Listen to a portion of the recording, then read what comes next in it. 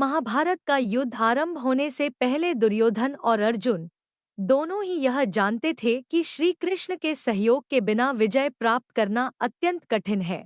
अतः दोनों ही श्री कृष्ण से संधि करने के उद्देश्य से द्वारका पहुँचे।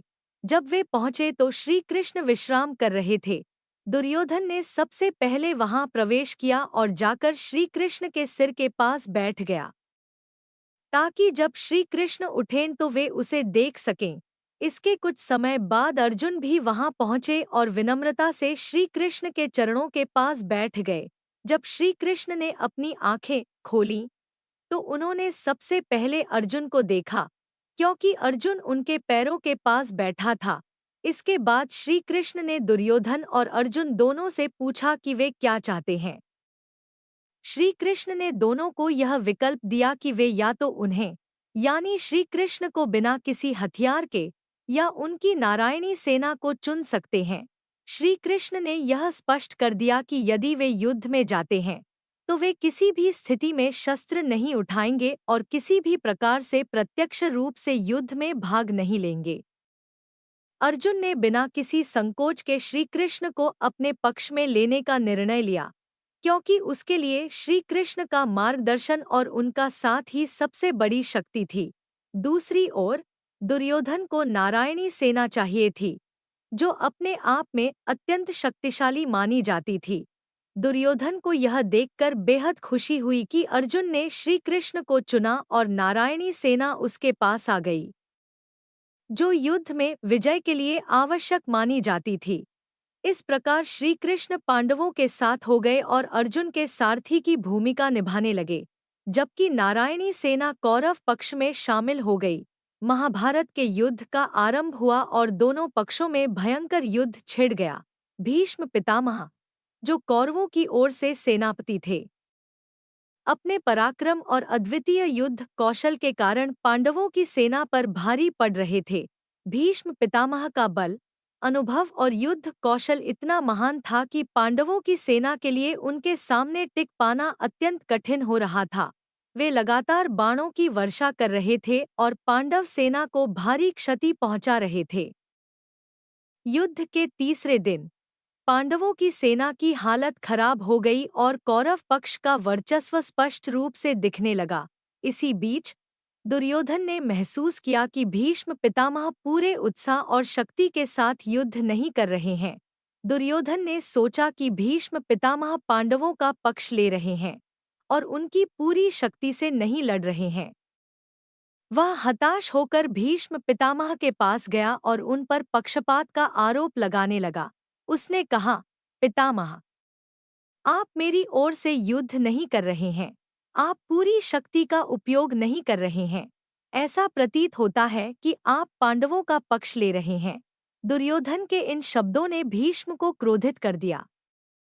भीष्म पितामह ने उसे उत्तर दिया, हे राजन, मैंने कई बार तुम्हें अच्छे और बुरे का भेद समझाया, परंतु तुमने मेरे वचनों को कभी गंभीरता से नहीं लिया। पांडव धर्म का पालन करते हैं और उन्होंने हमेशा अपने धर्म के अनुसार कार्य किया है। उनकी रक्षा के लिए स्वयं भगवान श्री कृष्ण उनके साथ हैं। पांडवों को पराजित करना किसी भी योद्धा के लिए संभव नहीं है, चाहे वह स्वयं देवताओं का राजा इंद्र ही क्यों न हो। लेकिन मैं अपनी प्रतिज्ञा के अनुसार अपने पूरे सामर्थ्य से युद्ध करूंगा। युद्ध के 9वें दिन भीष्म पितामह का पराक्रम चरम पर था। उन्होंने पांडवों की सेना पर लगातार बाणों की वर्षा की और पांडव सेना में भय का माहौल बना दिया। भीष्म का युद्ध कौशल और उनका अदम्य साहस देखकर पांडवों की सेना हताश होने लगी। पितामह भीष्म युद्धभूमि में एक प्रज्वलित सूर्य की भांति चमक रहे थे। उनकी उपस्थिति ने पांडवों की सेना में भारी संकट उत्पन्न कर दिया। श्री कृष्ण, जो अर्जुन के सारथी थे, यह देख रहे थे कि अर्जुन भीष्म पितामह के सामने धीमा पड़ रहा है और पूरी क्षमता से युद्ध नहीं कर रहा है। अर्जुन, जो स्वयं एक महान योद्धा था, अपने दादा भीष्म के सामने संघर्ष कर रहा था और श्री कृष्ण के लिए यह दृश्य असहनीय था। श्री कृष्ण के मन में अत्यंत क्रोध आ गया। उन्होंने अर्जुन से कहा, पार्थ, यदि तुम अपने कर्तव्य को भूल गए हो और तुमसे यह युद्ध नहीं लड़ा जा रहा है, तो मैं स्वयं भीष्म का अंत करूंगा। ऐसा कहकर श्री कृष्ण अपने रथ से नीचे उतर गए और क्रोध में भरकर रथ का पहिया उठा लिया। उनका क्रोध इतना प्रबल था कि उनकी आंखों में अद्भुत ज्वाला प्रज्वलित हो उठी। वे बाणों की वर्षा करते हुए भीष्म की ओर बढ़ने लगे। इस दृश्य ने सभी को चकित कर दिया। यह देखकर अर्जुन भागकर श्री कृष्ण के पास पहुंचा और उनके चरण पकड़कर उनसे विनती करने लगा, हे केशव, आपसे विनती है कि आप अपनी प्रतिज्ञा न तोड़े। आपने पहले ही कहा था कि आप युद्ध में शस्त्र नहीं उठाएंगे। सारा भार मुझ पर छोड़ दीजिए। मैं इस युद्ध में वह सब करूंगा जो आवश्यक है। मैं अपनी प्रतिज्ञा का पालन करूंगा और पितामह भीष्म का अंत करूंगा। श्री कृष्ण ने अर्जुन के इन वचनों को सुना और क्रोध को शांत किया। वे पुनः अपने रथ पर लौट आए। यह घटना देखकर भीष्म पितामह ने अपनी भुजाओं को ऊंचा उठाया और श्री कृष्ण की जय जयकार करने लगे। उन्होंने कहा, हे भगवान, आज मेरी प्रतिज्ञा सफल हो गई। आपने मेरी प्रतिज्ञा की रक्षा के लिए अपनी प्रतिज्ञा तक तोड़ने का प्रयास किया। मैं धन्य हूँ कि आपने मेरे लिए ऐसा किया। यह सुनकर सभी योद्धा आश्चर्यचकित हो गए और सोचने लगे कि यह सब क्या हो रहा है। इसका रहस्य यह था कि युद्ध के आरंभ में ही जब श्री कृष्ण ने प्रतिज्ञा की थी कि वे युद्ध में शस्त्र नहीं उठाएंगे, तो भीष्म पितामह ने भी एक प्रतिज्ञा की थी। उन्होंने उत्साह में आकर कहा था कि वे इस युद्ध में श्री कृष्ण को उनकी प्रतिज्ञा तोड़ने पर विवश कर देंगे।